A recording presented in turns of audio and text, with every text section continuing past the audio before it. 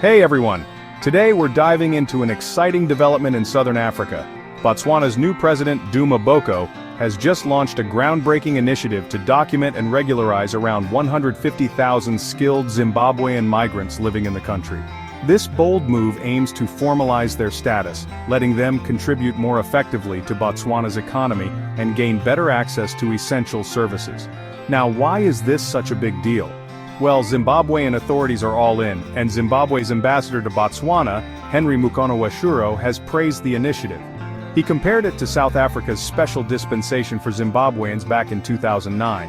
Mukonoweshuro emphasized that this program builds trust and traceability, allowing Zimbabweans to seek employment and contribute meaningfully to Botswana. Over at the Zimbabwean embassy in Gaborone, consular services are buzzing with activity.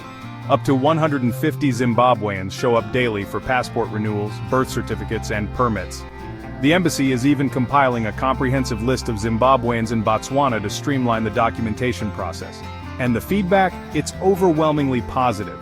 Professionals like Dr. Brighton Harambo, a lecturer at the University of Botswana, have expressed satisfaction with the efficient services provided by the embassy.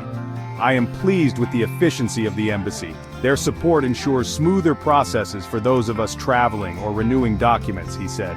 In conclusion, Botswana's regularization program is a beacon of hope for many Zimbabweans, promising legal status, better access to services, and greater security. It's a significant step towards economic growth and regional stability. So, what are your thoughts on this initiative? Drop your comments below and let's discuss. Thanks for tuning in, and don't forget to like, share, and subscribe for more updates. Catch you next time.